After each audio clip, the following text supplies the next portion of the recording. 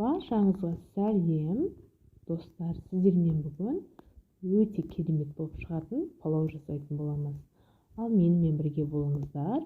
Бисмиллах деп, сәбіздерімізді аршып, жуып, осылайынан ұзынша етіп кесіп алатын боламыз. Одан кейін соломка тәріздес ұзын-ұзын қылып кесеміз. Қатты ірі болып кетпесін, қатты жіңішке болып кетпеу керек біздің сәбіздеріміз. Осылайынан барлығын бірдей қылып турап алатын боламыз. Қатты жұқа қылып жүретін болсаңыздар, сіздердің сәбіздеріңіз езіліп пісетін болады. Сол үшін бірдей қылып, жұқа да емес, қалың да емес, бір келіп кессеңіз, дара-дара болып шығатын болады. Ал екінші пиязымызды, 2 пияз қостым мен. Осылайынан бұны да айтарыздес қылып кесіп алатын боламыз. 2 пияз жетеді бізге. Менде жылқы еті, осындай жылқы еттерін тұздалған, осындай жылқы еттерін қосатын боламыз.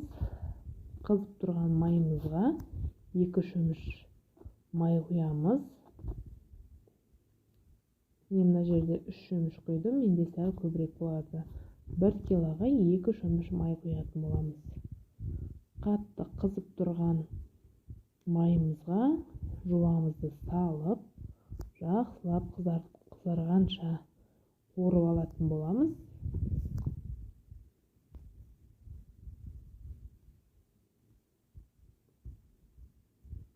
Сарғыш түске еніп, күйіп кетпеу керек. Сарғыш түске енгеннен кейін біздер етімізді салатын боламыз. Достар, каналыма тіркеліп, лайк, комментарий жазып кетіңіздер. Барлығын описанияға жазып қалдыратын боламын. Сол жақтан қарап істесеңіздер болады. Мінекей етімізді салып, бұны да 10 минуттай қуырып алатын боламыз. Жақсылап суы тарылған етімізге сәбізімізді бірінші осылай салып қоямыз. Буымен сәл сәбізіміз өлгенше, одан кейін 5 минуттан кейін араластыратын боламыз.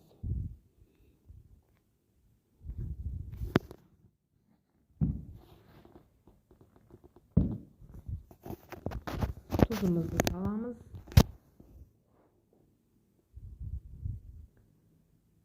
Одан кейін мен қайнап тұрған су құямын. Үстіне етімізді, сәбізімізді жабатындай осындай қайнаған су құятын боламыз.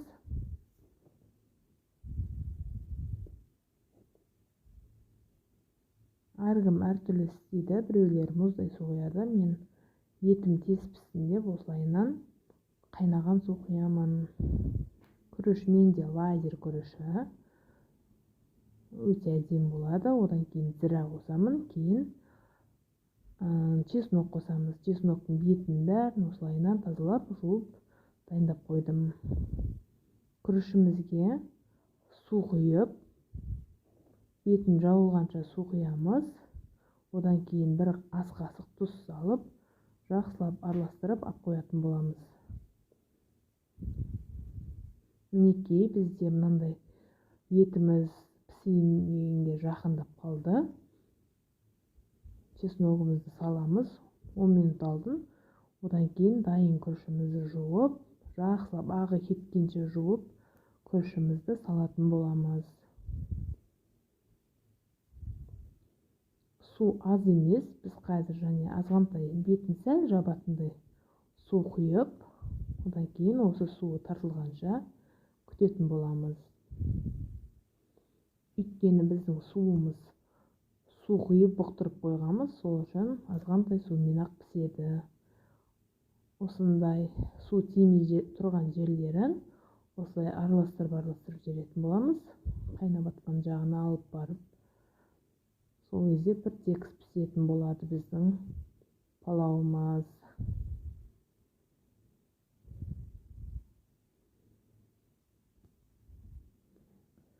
осылайынан суы тартылғанша күтетін боламыз.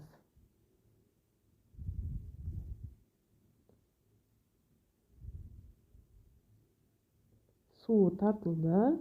Одан кейін күріштерімізді жинауды бастаймыз.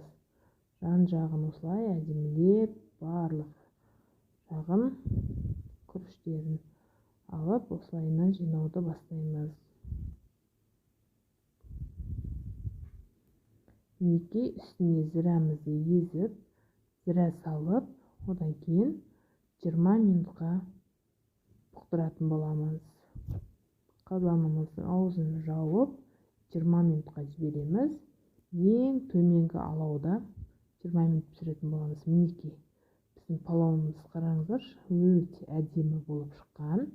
Шашырап тұр, бір-біріне жабыспайды.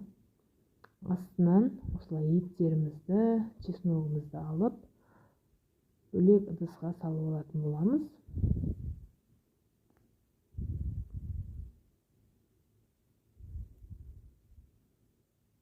Одан кейін астындағы майларын жоғары қарай шығарып, араластырып алатын боламыз. Барлығын әдемілеп отырып, одан кейін ыдысымызға салып, қараңыздаршы, бір-біріне жабыспайды. Өте әдемі болып шыққан палауымыз. Езілмейді, өте дәмді, нағыз өзбектердің палауы десе де болады. Осылайынан салып, еттерімізді, чесногымызды